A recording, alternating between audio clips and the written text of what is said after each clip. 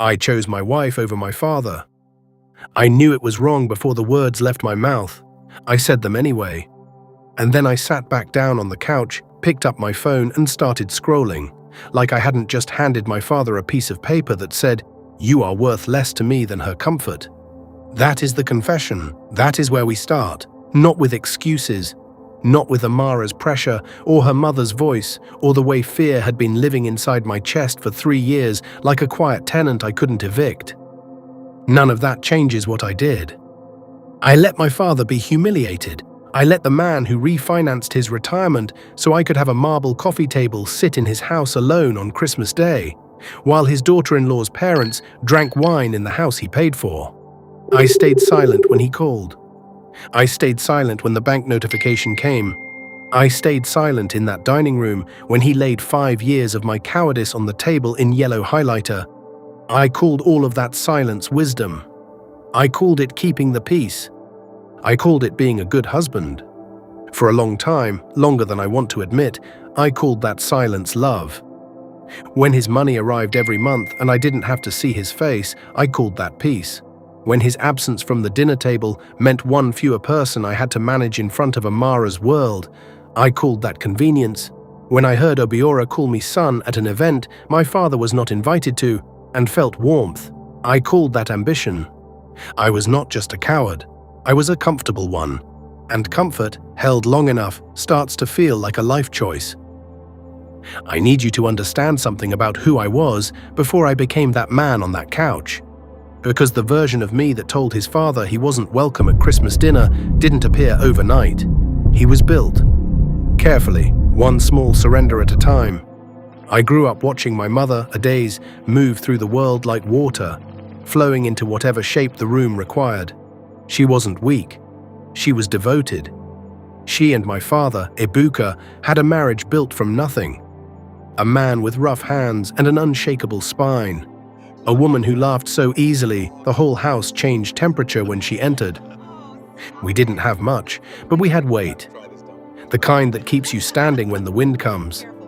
Adaze died when I was 26, and when she left, she took something with her that I didn't have a name for until much later. She took my template for what a good home felt like. Into that emptiness, Amara walked. The first time I brought Amara to meet my father, she wore a cream silk blouse and spoke English with a particular precision that made people stop mid-sentence to listen. My father was polite, warm even. He shook her hand and said, "Chike has told me about you." She smiled and said, "All good things, I hope." On the drive home, she said, "He's sweet." Then after a pause, "Very local, isn't he?" I laughed. I shouldn't have laughed, but I was 29 and she was the most extraordinary woman who had ever looked at me like I was someone, and I was terrified of losing that look. So I laughed. There is something uglier than the laugh. The laugh wasn't surprise. Somewhere in my chest, I agreed with her. I didn't want her to see my father the way I sometimes saw him in certain moments. Local, yes. Exactly that word she used, the one I had been too careful to say out loud myself. I had been carrying a version of that word for years. Amara just gave it permission to exist in the open. That was the first stone placed in the foundation of what would eventually become my shame. Amara's family was everything mine was not. On paper, her father Obiora had the kind of voice that filled boardrooms and silenced waiters. Her mother Chidinma spoke 4 languages and referred to their annual trips to London the way other people referred to weekend errands. The first time I sat at their dining table in their home in Ikoyi, I counted the forks. 3. I didn't know what the middle one was for, and I was too afraid to ask. I watched Obiora eat, timed my movements to his, pretended to wipe my mouth with the cloth napkin, when what I really needed was to study the table and make sense of the geometry of wealth laid out in front of me.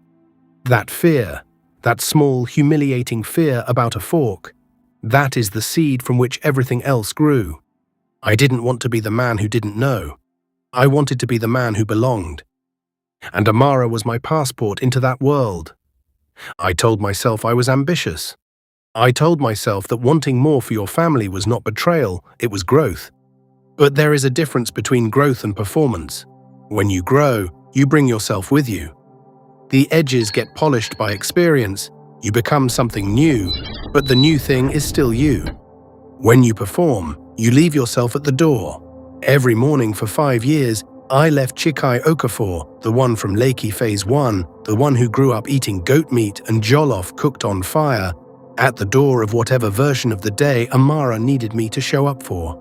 The version of me that was my father's son, the one who knew how to fix engines and respected elders and could talk for 2 hours about nothing except football and feel genuinely rich in that conversation. That version I had quietly retired. He was inconvenient. He didn't know what the middle fork was for. I spent 5 years performing while my father paid the entrance fee. Let me be specific about what my father paid for. He refinanced his own house, the house where I grew up, the house where my mother died in the master bedroom with his hand in hers, to cover our down payment. He took a second mortgage 2 years later when I lost my job. He sent 2,800 naira every month for 5 years. That is 168,000 naira in mortgage payments alone. Add the down payment, add the kitchen renovation, add the furniture Amara decided wasn't sophisticated enough after 18 months. Add the KitchenAid mixer she used 3 times before deciding she wasn't actually interested in baking. My father calculated it eventually. 237,468 naira. That number is not just money. It is the retirement my father will never fully recover. It is the repairs he kept postponing on his own house. It is the years he spent quietly shrinking his own life so mine could expand. Every naira of that number is a choice he made about himself, that his son's comfort was worth his own. I knew none of those numbers when they were happening, not because no one told me, because I never asked. There is a specific kind of cowardice that hides inside gratitude. You say thank you, Dad, and then you do not look at the receipt, because looking at the receipt would require you to look at yourself. I didn't want to look at myself. Amara and I had been married for 3 years when the dynamic settled into its final shape. I was the face of the house. She was the architect. I signed things. She designed things. I deferred to her judgment on every major decision: the neighborhood, the interior designer, the social calendar, which couples we should be close to, which family we should keep at arm's length. I told myself this was partnership. I told myself a man who listens to his wife is a man who respects her. But there is a difference between listening and disappearing. I had disappeared. The pressure from Amara was never loud. That was the thing I want people to understand who are asking, why didn't you just stand up to her? Because loud pressure you can argue with. Loud pressure has edges. You can find where it ends. Amara's pressure was ambient. It was in the atmosphere of the house. It was in the slight change in her energy when my father called and I picked up.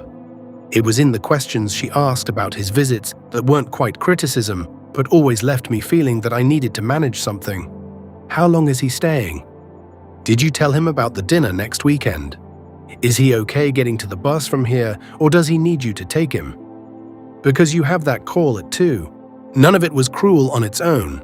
Together it was architecture. It constructed brick by brick a space in which my father was always slightly inconvenient, always slightly too much, always slightly a thing to be managed rather than a person to be welcomed.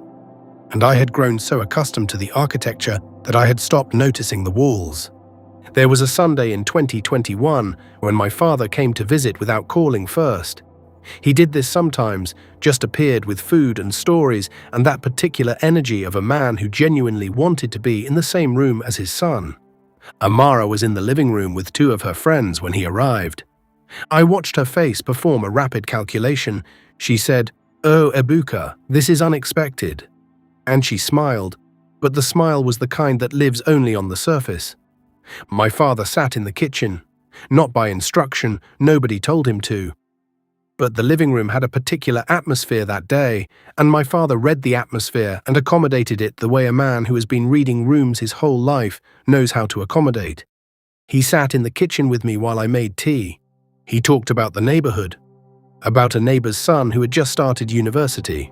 He talked about my mother, a small story, a habit of hers, something funny about the way she used to arrange the furniture. He was happy. He was just happy to be in the same house as his son. After he left, Amara said, "You really should tell him to call ahead. It disrupts the energy of the space." I said, "He was in the kitchen, Amara. He wasn't in the living room." She said, "It's not about the room, Chike. It's about the atmosphere you're maintaining." I said, "He's my father." I said nothing else. I made a note to tell him to call ahead. I called him the next day. He said, "Of course." I didn't realize. "I'll call ahead next time." He was so easy about it. That easiness embarrassed me. Not his character. I knew his character was good. But his willingness to fold himself smaller so the room wouldn't have to adjust.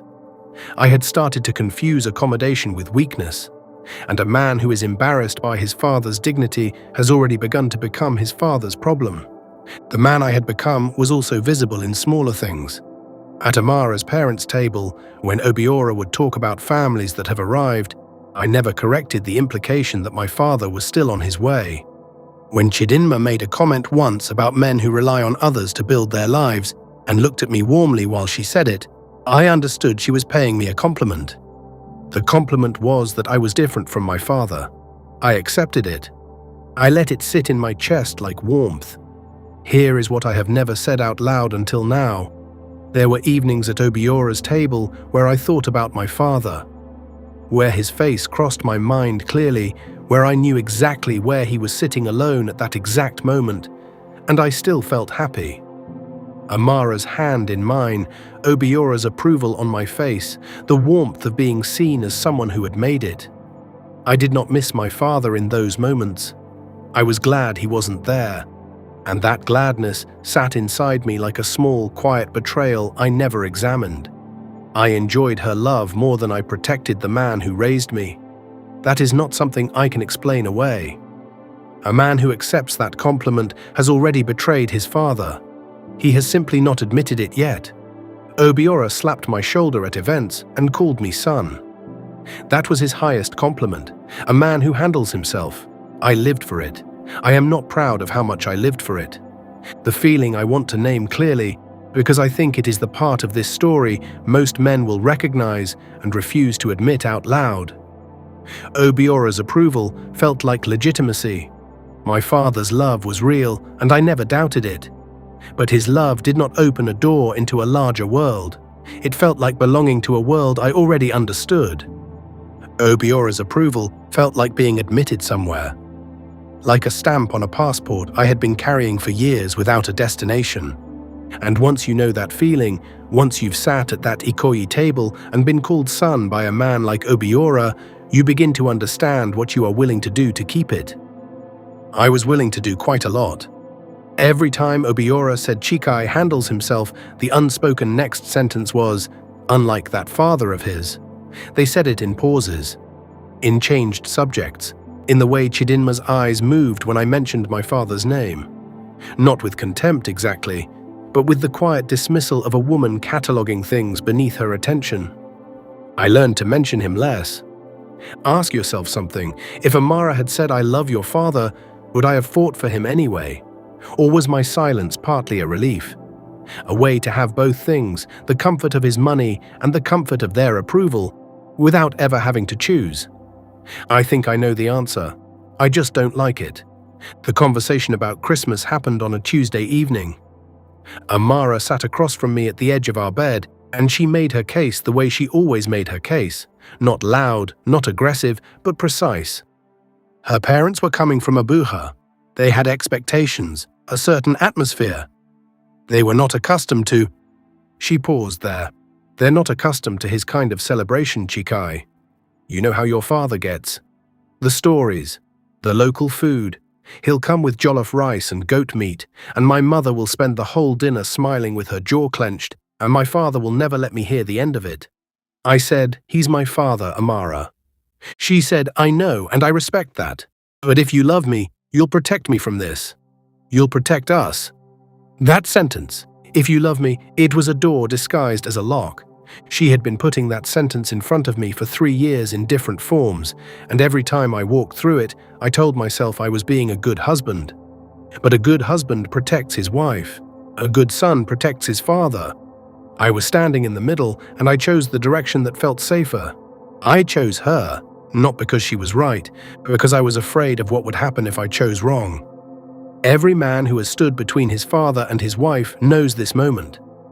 The question is not whether you felt the pull. The question is which side you walked toward and what you told yourself after. The fear is not dramatic. It doesn't announce itself. It comes as something softer, a slow erosion of your own judgment. I was afraid of her withdrawal. I was afraid of her silence, the specific silence that meant, I am recalibrating my assessment of you. I was afraid of losing the version of myself that existed in her eyes.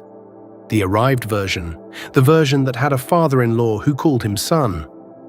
That version felt more real than the one who grew up watching his parents scrape together school fees. And to maintain it, I was willing to offer almost anything, including my father. I drove to his house that afternoon. He was on his couch when I got there. There was a pot on the stove. I could smell it through the door, that specific smell of ojiri and stock that belonged to every good memory from my childhood. He was smiling when I walked in, talking about jollof rice, about my mother, about Christmas. I sat beside him and I could not look at him directly.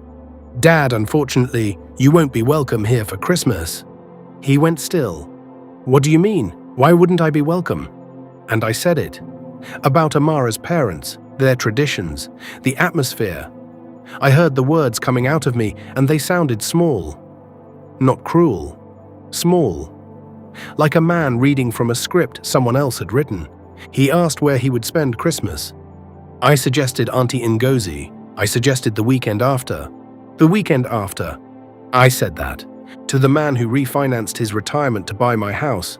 I knew what the words would do to him before I said them. I could see it already. The stillness starting in his face, the specific look of a man who thought he understood the deal and is now learning the final terms. I said them anyway, not because Amara needed me to, because some part of me had decided his pain was a cost I was willing to pay. That is the line I cannot move past. Not that I didn't know, I knew. A man who doesn't know is ignorant. A man who knows and says it anyway is something else entirely. He stood up. He was already moving toward the door. He didn't raise his voice. He didn't cry. He just stood up with the dignity of a man who has understood something that took you too long to say clearly. At the door, he said, "Tell Amara's parents. Merry Christmas." And then he walked out into the December air, and I sat in his house alone, surrounded by the smell of food he had been making because he was happy. And I felt the first wave of what I would eventually understand was not guilt. It was grief. I sat there for 11 minutes, then I called Amara and told her it was handled. That word, handled. I used it deliberately, not done or settled or sorted. I called my father a thing that had been handled, and she said, "Thank you, babe." And I felt her gratitude move through the phone like warmth. I want you to sit with that. I disinvited the man who paid for my house from Christmas, and when my wife said thank you, I felt relief. That is the sentence I have spent months trying not to say. I felt her love for me more than I felt his absence. There was a version of me in that moment that was satisfied. The call he made to Amara that same evening, I wasn't there. She told me about it afterward in fragments. "Your father was dramatic," she said. "He said some things," she said. "He'll cool down," she said. She said his name the way she said the name of things that were inconvenient but temporary. The way she said traffic or load shedding. I knew something had happened on that call. I could see it in the small tightness around her eyes, the way she moved around the kitchen afterward, not relaxed but managed. There was a sentence that almost left my mouth. It started as, "Amara, what exactly did you say to him?" I heard myself begin it. Then I swallowed it whole, because the answer would end the night, and I had developed a talent for choosing the version of the evening that required nothing from me. I poured myself a drink and turned on the television and told myself that the discomfort in my chest was just adjustment. Everything always settled.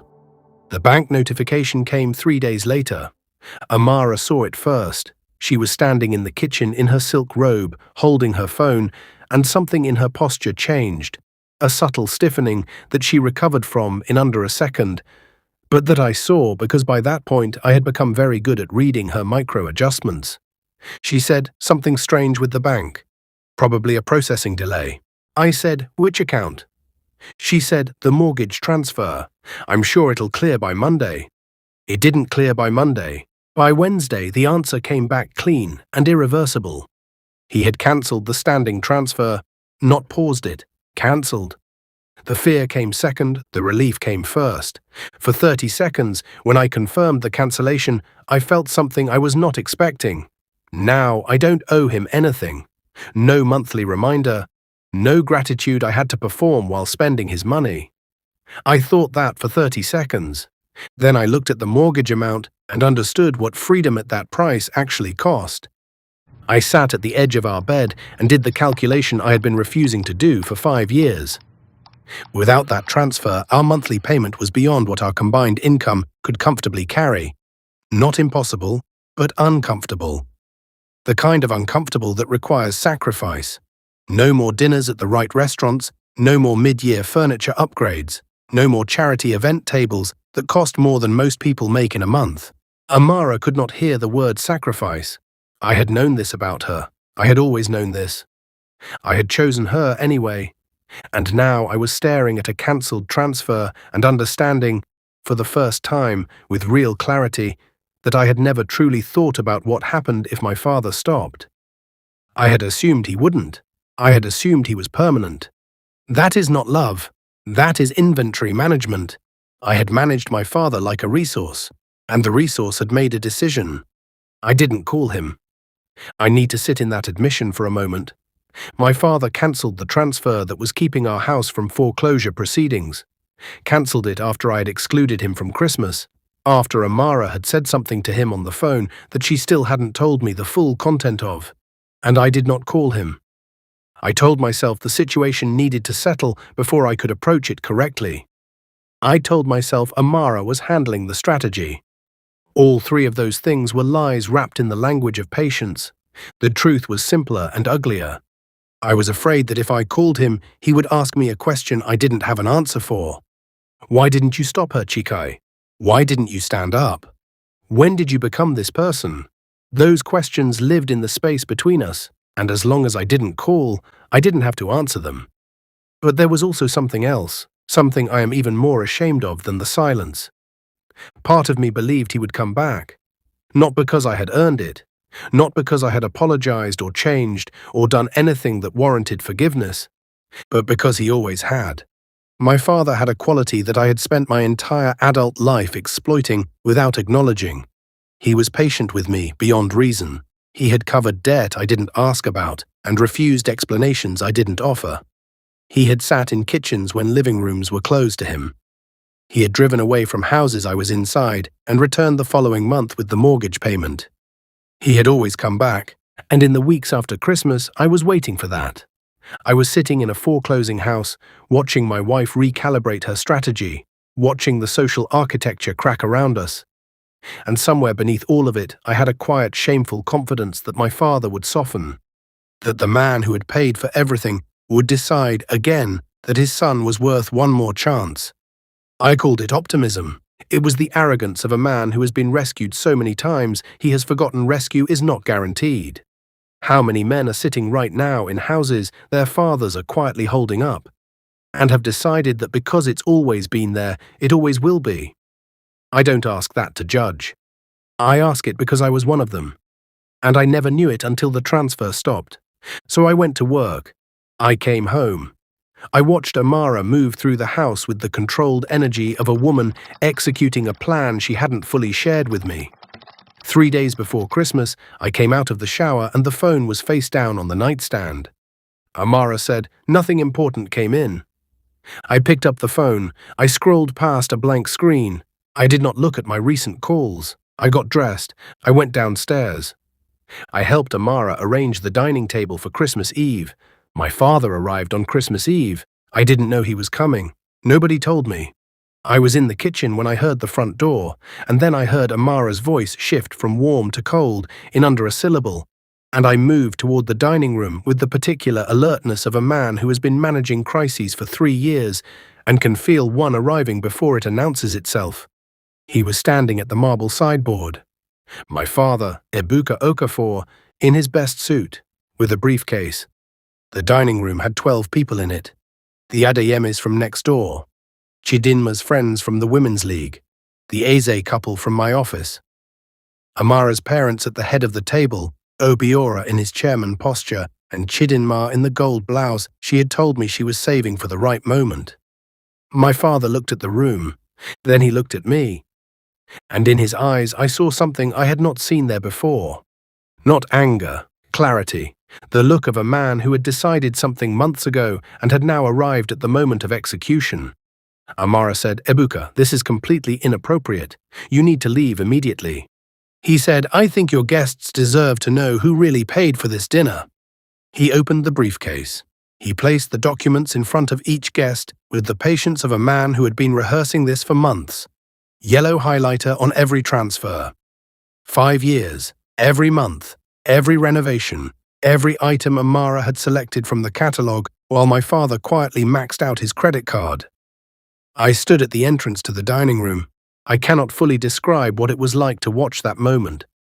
I have tried, in the months since, to locate a word for the specific experience of standing in your own dining room while your father distributes bank statements to your dinner guests. Humiliation is the obvious word, but humiliation implies surprise. And the honest truth is that somewhere beneath all my avoidance and self-deception, I had always known this moment was possible. I had just chosen to believe it wouldn't happen. Amara cycled through her tools. "He's having an episode. This is a family matter. He volunteered to help us. We never asked." I watched each one fail, because he had receipts. Actual receipts, bank copies, timestamps, a paper trail so complete it left no room for narrative management. Chidinma's friend from the Women's League, the one in the pearls, looked down at the bank statement in her hands and then looked at my mother-in-law. Chidinma. She said it like a full sentence. My father-in-law Obiora started speaking in his boardroom voice, the one that ended conversations. The woman in pearls cut through it. "Obiora, this man has been keeping your daughter's home, and you used your connections to put him in the newspaper." The room tilted on its axis. Someone from my office leaned forward and said quietly, "So the mortgage isn't yours?" And from another direction, she said they own it outright. I remember, she said it at Tokunbo's birthday. I heard all of it. I want to tell you I said, "He's right, every word of it." I let this happen, and I am sorry. But that is not what I did. I stood at the entrance to the dining room. My palms were wet. My feet were not receiving instructions from anywhere. There was a pulse in my ears loud enough to count. There was a voice inside me that said, "Go to him, stand beside him, he's telling the truth." And I overrode it. Not because of Amara. She was already losing ground. There was nothing left to protect there.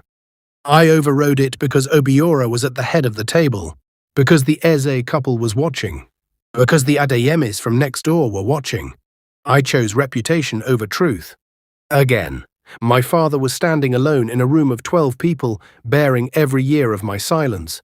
5 years of payments, 5 years of managed distance, 5 years of being kept out of rooms and told to call ahead. And I had the ability to end it with one step. One step. I could not take it. I need to be precise about this. I am not saying I froze. I am not saying something stopped me. I made a choice, in real time, with full information, to let my father stand there alone and take it. I used him as a shield while I calculated the cost of stepping forward. I decided the cost was too high. Then I let him absorb the room while I stood at the door with my hands at my sides. That is not a freeze. That is a man throwing his father under the bus to protect his social standing. I did it with my eyes open. That is the line. That is the only line that matters. My father closed his briefcase. He straightened his tie. He looked at me one last time. I searched his face for accusation. There wasn't any. That was worse. He looked at me with the specific grief of a man who had already completed the mourning, who had gone through the stages alone in his own house at night, and had arrived at the other side of it. He was not angry at me in that moment. He had finished being angry. He walked out of the dining room, through the hallway, past the family photos where his face had grown smaller and more distant in each frame, out the front door, out of the house he had built. The door closed, and I stood in the room with 12 people who were very carefully not looking at me. My friend Nkechi, Amara's actually, but she had become someone I considered mine too over 3 years of shared dinners, folded her bank statement in half, set it beside her plate, turned to the person on her left. She never looked at me. That half second, the fold of that paper, the deliberate turn of her head, that was when I understood that the social world we had built was not going to survive this. Guests left earlier than normal, fewer conversations at the door. Obiora said nothing meaningful for the rest of the evening. Chidinma, who had been saving the gold blouse for the right moment, sat at the table with the particular stillness of a woman whose moment had been stolen. In the car afterward, nobody spoke. I counted. 14 minutes. My mother-in-law broke the silence. "You told me you owned this house." Amara said, "Mama, it's complicated." Chidinma said, "I told everyone. 3 words. That was all."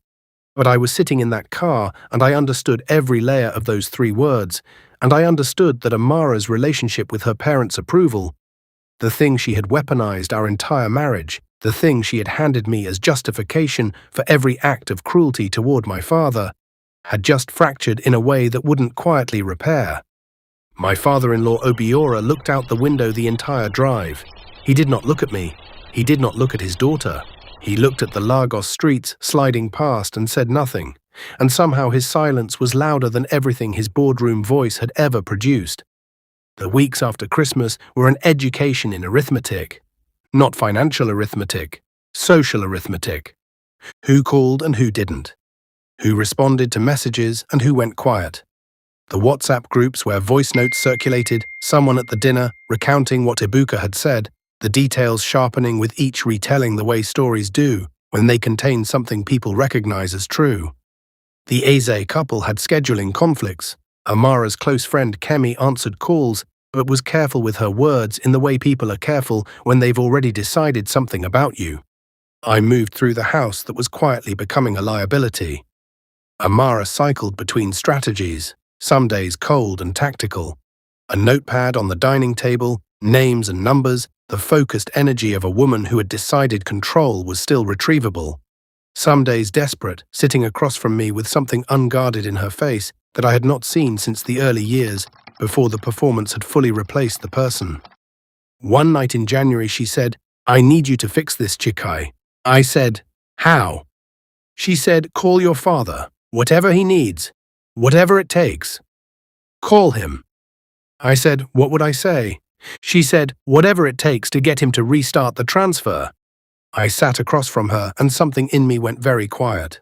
Not angry, not hurt, just quiet.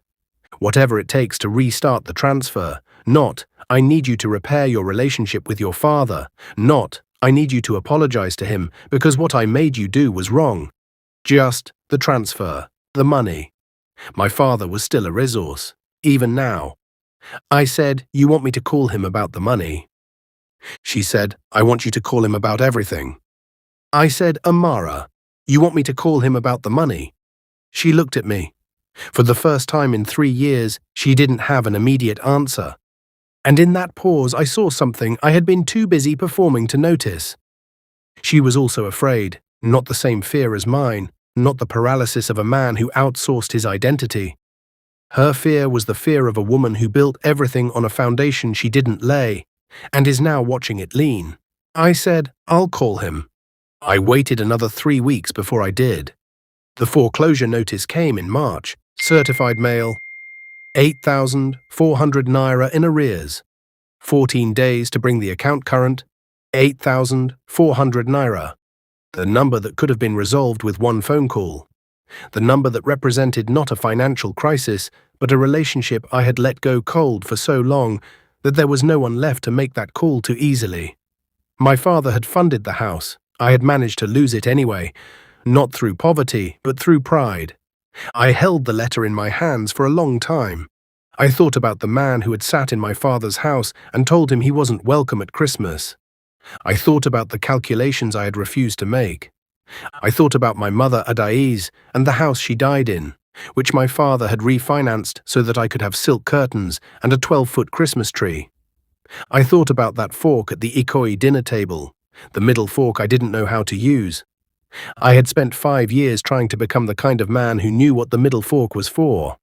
I had become, instead, a man whose father was watching his son lose a house. When I finally drove to his house in April, I had a specific feeling I couldn't name precisely. Shame is the common word, but shame suggests passivity. Something that happens to you. What I felt was more active than that. I felt the specific weight of choices made with full awareness, stacked one on top of the other, until they had constructed a version of me I did not recognize and could not defend. He opened the door and stepped aside without a word. He looked at me the way a man looks at a situation he predicted. Not triumphant, not angry, just accurate. Like a man who had done the math months ago and knew exactly what this visit meant and why it had taken this long. After a moment he said, "I wondered which would arrive first, you or a letter from the bank." I did not have an answer for that. I still don't. And the fact that I don't is the most honest thing I can tell you about what I had become.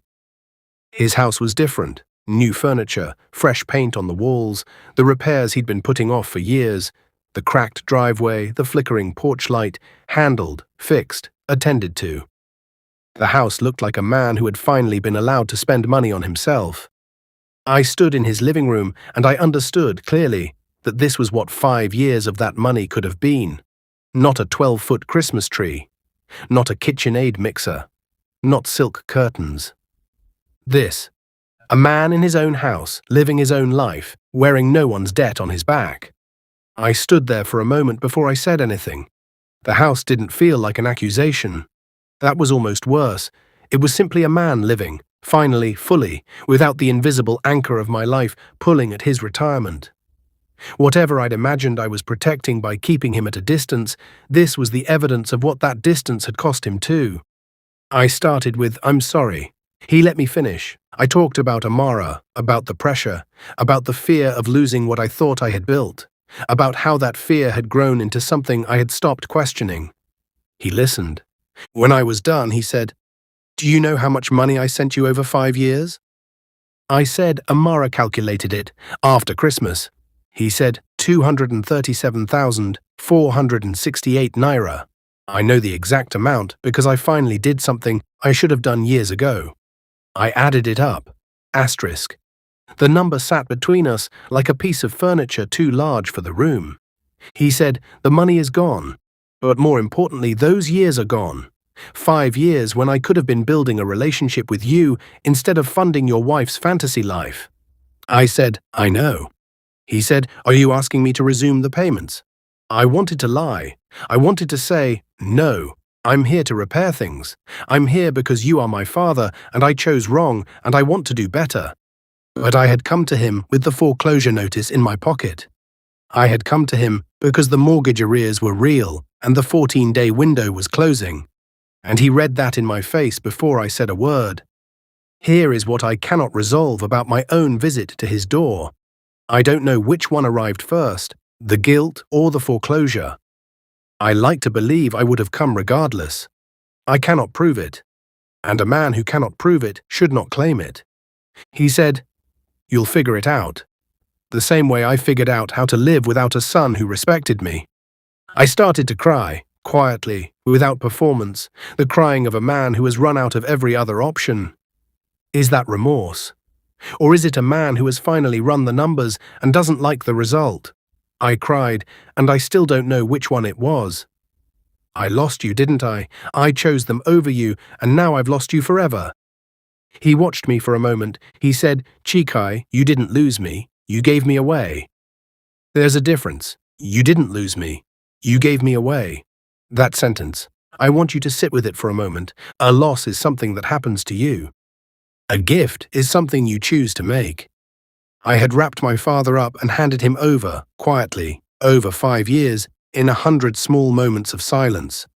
And I had told myself it was the cost of keeping my marriage together. What I had actually done was demonstrate, repeatedly, that I was a man who could be managed. Not by Amara alone, by my own cowardice. On the drive home, I pulled over on a side street in Lekki, killed the engine, and sat in the silence. I thought about the version of Chike Okafor I had been selling for 5 years. The capable man, the arrived man, the man Obiora called son, the man whose house confirmed what his face said. I thought about what that man had cost, not in money, though the number was real and the foreclosure notice was in my pocket. In identity. I thought about my father's hands. He built things with those hands, not metaphorically, literally. He had a callus on his right palm that was permanent, that had been there for as long as I could remember. As a child, I used to touch it and ask what it was from. From building things, he would say, everything real costs your hands something. I looked at my own hands sitting on the steering wheel, smooth, the hands of a man who had signed things. My father had calluses. I had a mortgage notice. Sitting on that lecky side street, engine off, foreclosure notice in my pocket, I finally understood what I had actually traded. Not money, not a relationship, myself. Here is the question that will live in me for years. Was I cowardly because of who I married? Or did I marry the kind of woman I married because I was already cowardly? I don't know the answer, but I know this much. Some men reading this right now are in the same arrangement, father funding quietly in the background, wife setting the social terms, and they have told themselves it's temporary, that they will make it right when the moment is right. The moment does not arrive on its own. I know because I waited for it for 5 years. What matters is that I stood at the entrance to that dining room on Christmas Eve and watched my father tell the truth about what I had allowed, and I did not move. Is silence the same as betrayal if you do it long enough? At what point does staying quiet stop being a choice a man makes once and become the man himself? That image does not leave. If the house had not gone into foreclosure, if the mortgage had quietly continued, would I be telling this story at all? Would I have called him? Would I have shown up at his door without a foreclosure notice in my pocket? Or would I still be at those dinners, accepting Obiora's slap on the shoulder, calling my father on his birthday from the car on the way to an event he was not invited to? I don't know. The consequences came. The regret followed. But I cannot tell you whether I am a man who changed because he understood something, or a man who changed because he lost something. If the money had never stopped, I might still be that man. I have tried to argue my way out of that sentence. I cannot. The house went into foreclosure proceedings. Amara and I are navigating the kind of aftermath with no clean language. Not separated, not together, but occupying the same space with the careful distance of two people who have seen each other clearly and cannot decide what to do with that clarity. My father-in-law Obiora does not call me son anymore. My father and I have a different thing now, not repaired. Not warm the way it was before, but real. He agreed to dinner, once. He ordered the goat meat. He told a story about my mother. And for 40 minutes I sat across from the man I had handed over, and I listened. I thought I was the strong husband. I thought I was the proof. Of ambition, of ascent, of the particular story where the son exceeds the father. I was none of those things. I was a man who traded his father's dignity for his wife's approval. And when the approval ran out, I was standing in a house I didn't own, in a life I hadn't actually built, wearing a version of myself with no center. My father built something real with less than I had. My mother died in a house that was paid for. I almost lost mine because I never asked where the money came from, not once, not in 5 years. Every silence, every cancelled call, every it's handled, I chose, and I chose, and I chose. The regret that arrived with the foreclosure notice may not be the same thing as conscience. I cannot separate them. I have tried.